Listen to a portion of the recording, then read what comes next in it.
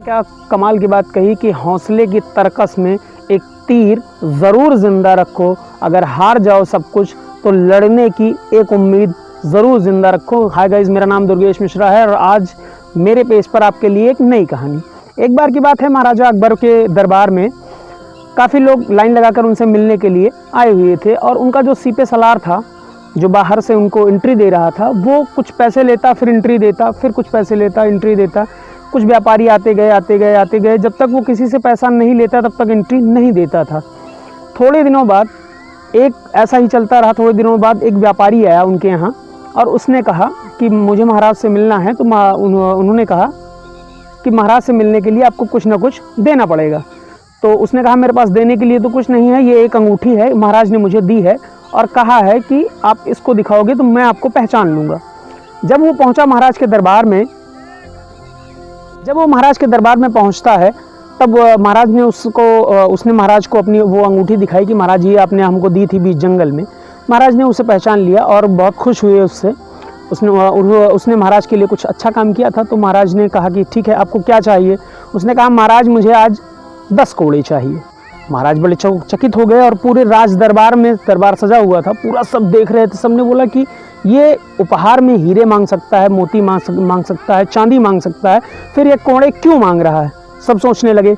उसके बाद महाराज ने कहा कि ठीक है। उसने कहा नहीं महाराज, मुझे तो सिर्फ इतना ही चाहिए, सिर्फ 10 कोड़े। महाराज ने कहा कि इसके पीछे ज़रूर कोई रीज़न होगा, लेकिन उसने बताया नहीं। उसने सिर्फ कहा कि नहीं महाराज, मुझे 10 ही कोड़े चाहिए। जब वो 10 कोड़े देने लगा, देने की बात आई, उसको राज दरबार में खड़ा किया गया। तो उसने कहा महाराज 1 मिनट। कहा महाराज 1 मिनट रुकिए, मैंने किसी को वादा किया था कि महाराज मुझे उपहार में जो कुछ देंगे उसका आधा मुझे किसी और को देना है। महाराज ने कहा कि चलो ठीक है, ये भी ठीक है। महाराज ने बताया कि व्यापारी ने बताया कि महाराज आपके यहाँ जो सीपे सलार खड़ा है गेट पर, उसको आप बुलाए। इस मेरा पाया हुआ पूरा उपहार का आधा इसका है। उस महाराज ने उससे पूछा कि क्या आपने ऐसा कहा है।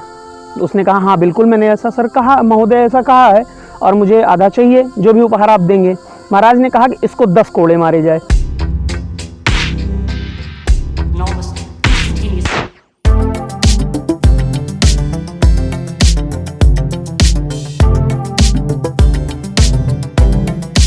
और उसकी बुद्धिमानी पर खुश होकर महाराज ने उस व्यापारी को काफ़ी हीरे जवाहरात जो भी उस समय चलते थे वो उसको दिया और काफ़ी खुश भी हुए उनसे। और वो उस व्यापारी को अपने 9 रत्नों में से एक रखा। तो हमेशा याद रखना दोस्त कि आपके दिमाग के आगे दुनिया की कोई ताकत नहीं खड़ी हो सकती।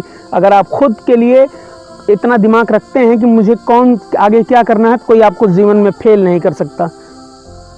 कहानी अगर दोस्तों आपको अच्छी लगे तो प्लीज़ इसको अपने दोस्तों के साथ लाइक, शेयर और सब्सक्राइब ज़रूर करें। Thank you.